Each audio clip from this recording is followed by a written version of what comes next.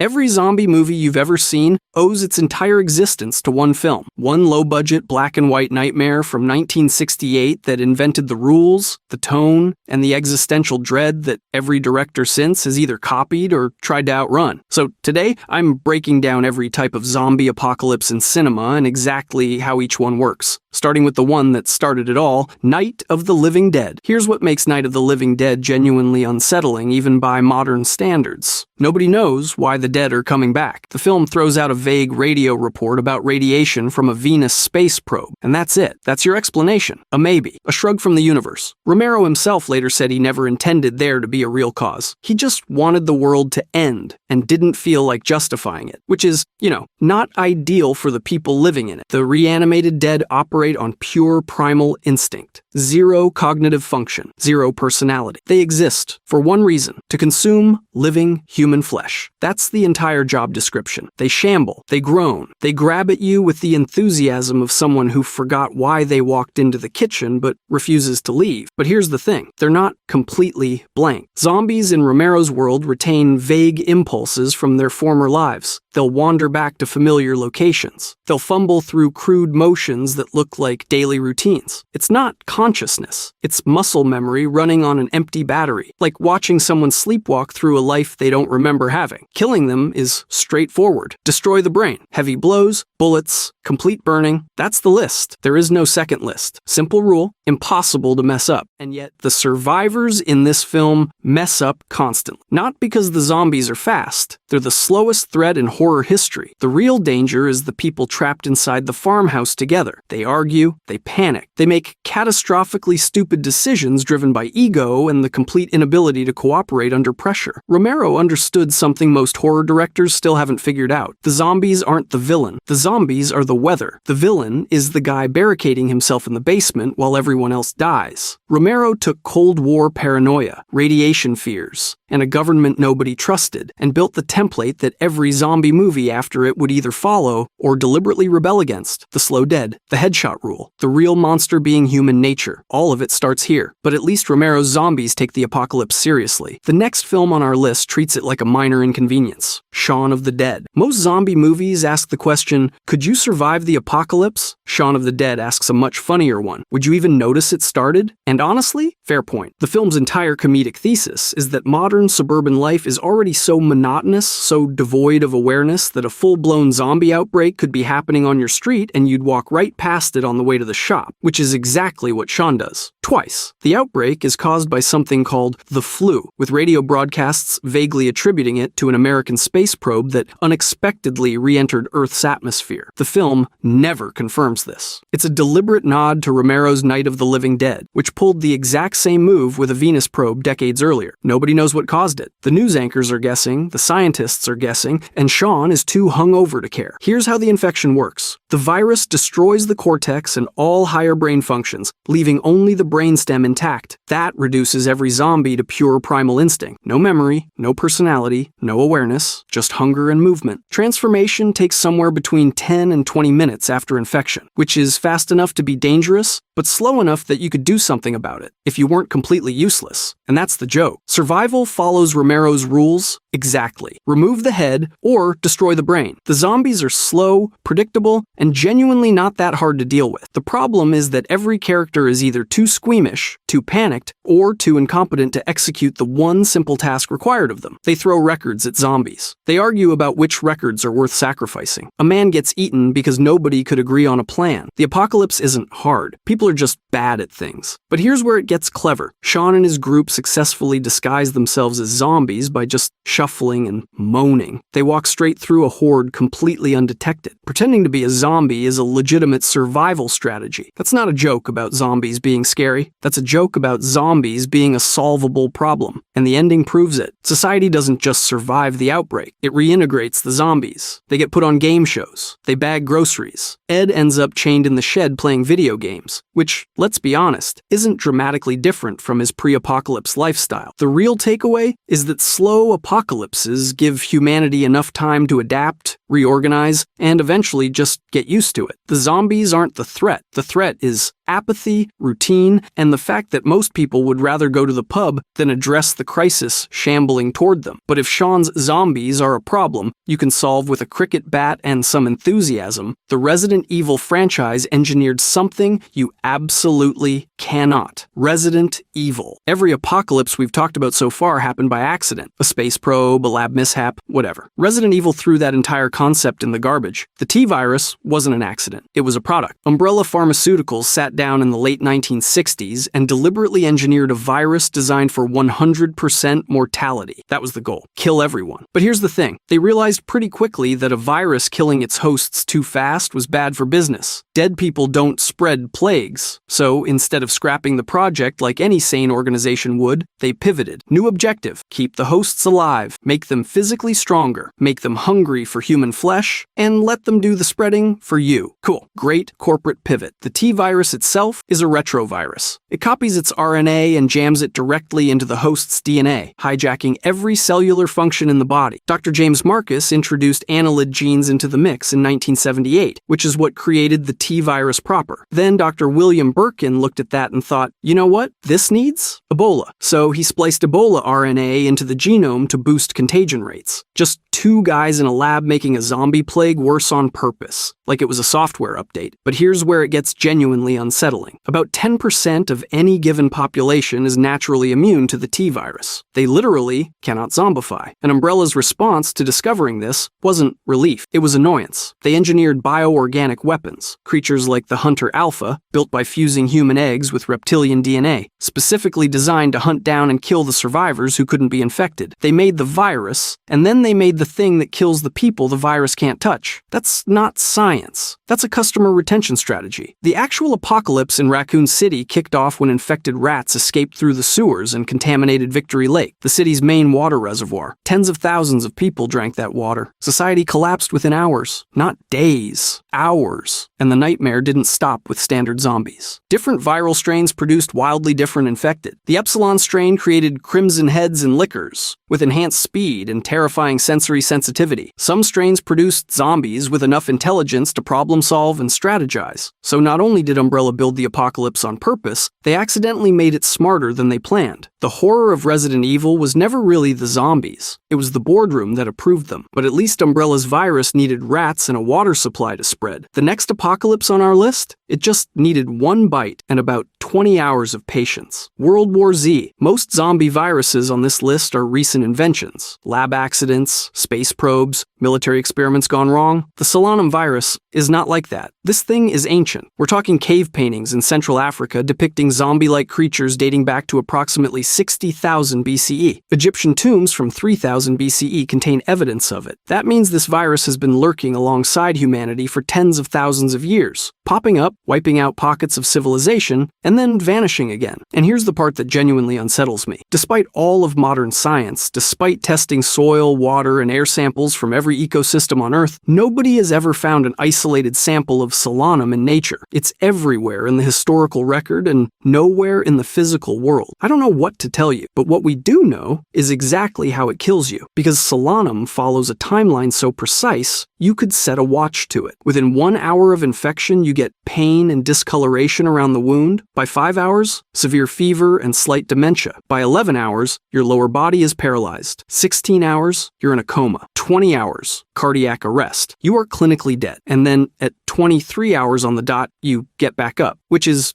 not ideal. The virus is 100% communicable and 100% fatal. Bites, scratches, kissing, blood transfers, organ donations, basically any fluid contact whatsoever, and you're done. Hey, can I just amputate the infected limb real quick? Sure, that works about 10% of the time. Great odds. Really comforting. Once a body reanimates, the virus mutates the brain into an entirely new organ. This organ requires no energy, no water, no oxygen. The zombie doesn't need to eat. It doesn't need to breathe. It can withstand extreme heat, extreme cold, crushing pressure, and unlimited pain. It just keeps going indefinitely. So you're not waiting these things out. There is no let them starve strategy. They don't starve. Patient zero emerged in China, but the government covered it up. Because, of course they did. The first officially recorded case didn't surface until South Africa, by which point the virus had already been spreading silently across borders. The outbreak that followed halved the global human population. Not a city, not a country, half the planet. The world economy collapsed. Nations were destroyed or fundamentally reshaped into something unrecognizable. This wasn't a horror movie. This was a world war, fought against an enemy that had been waiting in the shadows for 60,000 years, that science couldn't find, that medicine couldn't cure, and that death couldn't stop. Every other apocalypse on this list is scary because of what the infected become. Solanum is scary because of what it implies. Something impossibly old, impossibly resilient, with zero trace in the natural world, just waiting for its moment. And when that moment came, it nearly ended everything. But if Solanum represents the ancient and the unknowable, the next entry is the opposite. A zombie apocalypse born from something very real, very modern, and very much already happening in nature, right now. The girl with all the gifts. Most zombie movies give you a virus, maybe a bioweapon, maybe something mysterious. But the girl with all the gifts gives you something that already exists. And that's what makes it genuinely terrifying. The apocalypse here is caused by a mutated variant of Ophiocordyceps unilateralis, a real fungus that hijacks the nervous systems of insects, takes over their motor functions, and forces them to climb to elevated positions before killing them so the fungus can spread its spores. It's real. You can look it up. Nature is,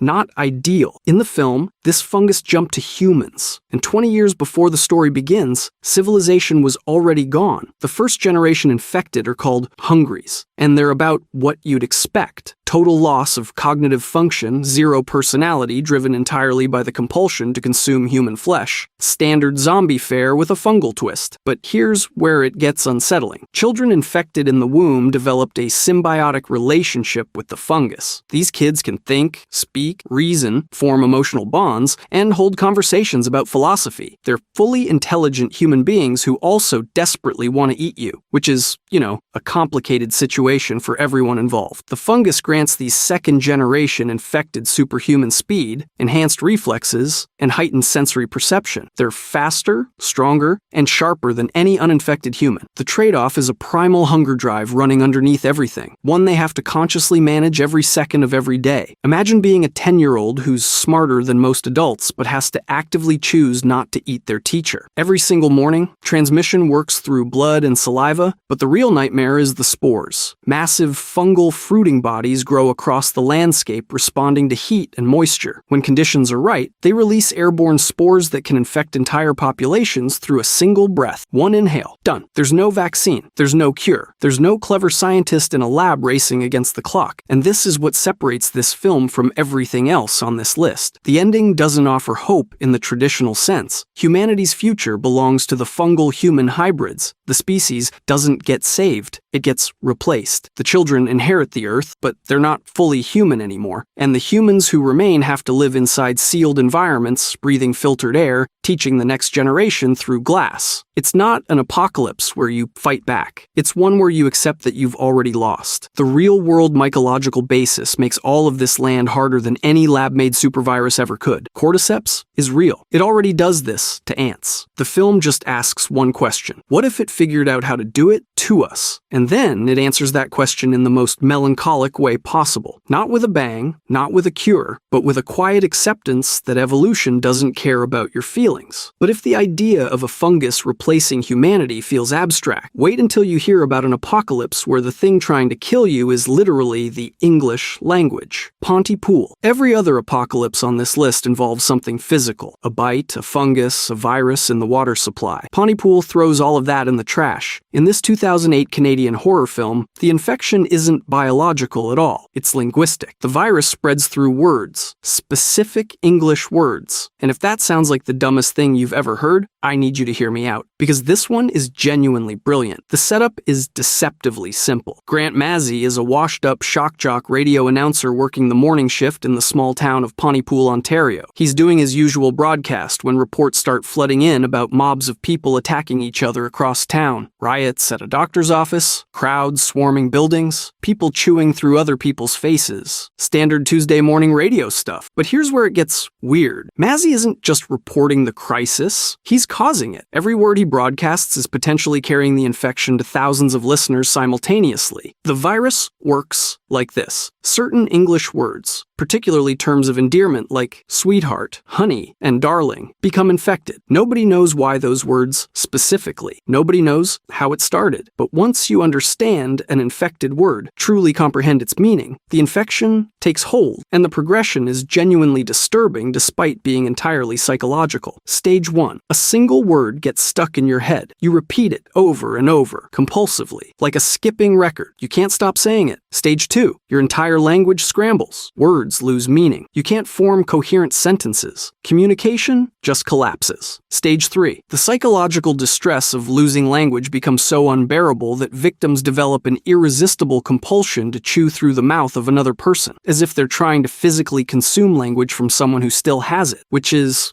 not ideal. Director Bruce McDonald was very specific that these victims should not be called zombies. He referred to them as conversationalists, because the entire infection is linguistic, not biological. There's no pathogen in the blood, no fungal spores, no mutated virus, just words eating themselves from the inside out. And here's the detail that elevates this from clever gimmick to genuinely unsettling concept. The infection only spreads through English. Characters who switch to French are completely immune. Armenian works too. Any language that isn't English provides total protection. The virus can't cross linguistic barriers, which means the real vulnerability isn't biological, it's cultural. Linguistic monoculture, the global dominance of a single language, becomes the civilizational weakness that nearly ends humanity. A film from 2008 accidentally predicted every conversation we'd have about viral misinformation for the next 2 decades. The resolution is equally wild. Mazzy figures out that if infected words carry the virus through their understood meaning, then redefining those words should neutralize them. So he goes back on the air and starts deliberately reassigning definitions. Kill now means kiss. He broadcasts these redefinitions to his remaining listeners, and it works. Infected people begin recovering. The cure for weaponized language isn't censorship or silence. It's intentional linguistic reconstruction. Just choosing to make words mean something better. No other zombie movie has ever attempted anything remotely like this. No bites, no blood, no barricades. Just a guy in a radio booth realizing that the most dangerous thing in the room is his own microphone. But if Pontypool is the most unconventional apocalypse on this list, the next one might be the most emotionally devastating. Train to Busan. Most zombie outbreaks give you weeks, maybe months. Train to Busan gives you a single day. From morning commute to complete national collapse, the South Korean government was gone. Every major city was overrun, and the United States, NATO, and the UN had collectively decided the best course of action was to quarantine the entire Korean peninsula. No aid, no evacuation, just a line on a map that said, "Good luck in there." The virus originates from a biofactory contaminating the South Korean countryside. Industrial negligence on a catastrophic scale. Before it ever reaches a human being, it's already circulating through the environment. The film confirms this in one of the most unsettling opening shots in zombie cinema. A deer gets struck by a truck, lies dead on the road, and then gets back up. Its eyes are milky. Its movements are wrong. The virus crosses species barriers. By the time anyone in Seoul notices something is off, the countryside has been infected for who knows how long. And once it hits humans, the infection speed is almost comical in how unfair it is. A bite or scratch converts a victim in seconds. There's no slow fever, no gradual turn. You get blackened veins crawling up your skin, convulsive seizures, and then you're done. The outcome is completely binary. You are either a person or you are a fully infectious zombie. Those are your 2 options. The infected themselves are nightmares. Fast, agile, and they hunt in packs with a ferocity that borders on insectoid. They'll literally trample over each other to reach prey, piling into doorways and climbing over their own kind like a wave of bodies. You can't outrun them in a straight line. You can't wait them out, and you definitely cannot reason with them. Which brings us to the train. The KTX high-speed rail should be an escape route. That's why people board it. But here's the thing about a train. It's a tube, a long, narrow, linear tube with no side exits and compartments that can only be navigated sequentially. Every survival instinct you have, run sideways, find cover, break line of sight, is completely negated by the environment. You go forward or you go backward, and both directions might have zombies in them. It's the architectural equivalent of being trapped in a hallway with 100 sprinters who want to eat you, which is,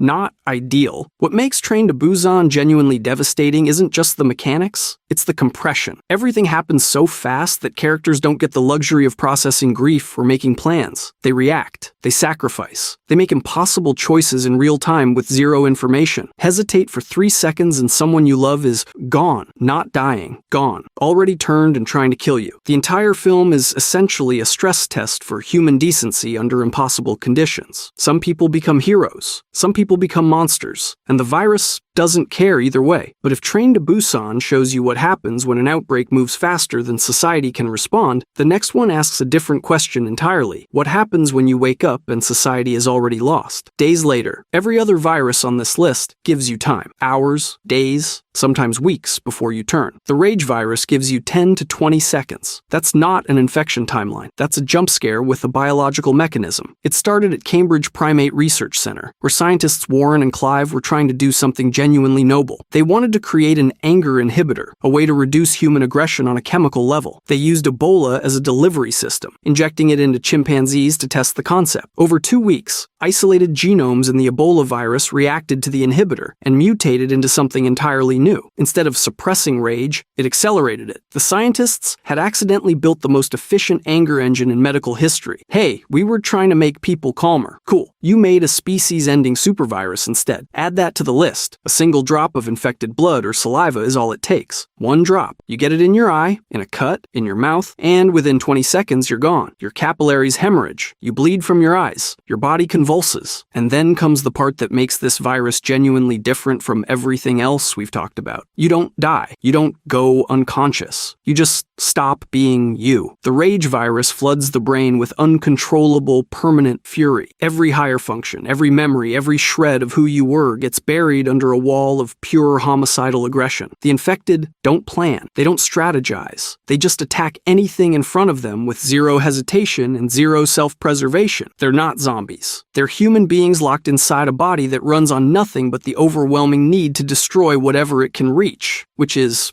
not ideal. The virus tore through the entirety of mainland Great Britain in 28 days, 4 weeks to collapse an entire nation. The infected don't shamble. They sprint. Adrenaline floods their system, giving them heightened mobility and endurance that lets them cover miles without stopping. They don't tire. They don't hesitate. They just run at you like you personally insulted their mother, their dog, and their favorite football club all at once. And here's where it gets worse. Originally, infected would eventually starve to death because the virus overrode their ability to feed themselves. That was the one saving grace. Wait long enough, and they'd just drop. But later strains evolved to permit self-care. The infected could sustain themselves indefinitely. The virus learned. It adapted. It stopped killing its own hosts through neglect and started keeping them alive as permanent carriers of rage. There are also rare infected called alphas who retain their intelligence while remaining fully contagious. Smart, fast, furious, and spreading. And if you think you can just hide and wait it out, the infected react to noise, vibrations, visible motion, anything that registers as a living presence. Slamming a door, knocking over a tin can, breathing too loudly in the wrong corridor. Silence isn't just a strategy. It's a literal survival requirement. Every other apocalypse on this list gives you something to work with. A slow shuffle you can outrun. A 12-second window to get through a door. A language you can switch to. A fungus you can coexist with. The Rage virus gives you nothing. 10 seconds from contact to conversion. Permanent, uncontrollable rage that strips away every trace of humanity. A pathogen that evolves to keep its hosts alive forever, in a world where making any sound at all is the last thing you'll ever do as a human being. If you enjoyed this video and want to see more, click the video on the screen now.